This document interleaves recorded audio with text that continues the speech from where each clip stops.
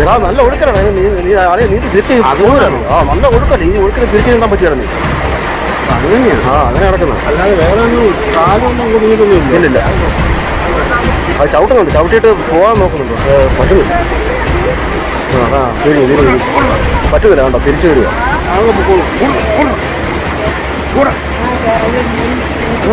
പോകുന്നുണ്ടോ അതെ. ഇടിച്ചു പോയി.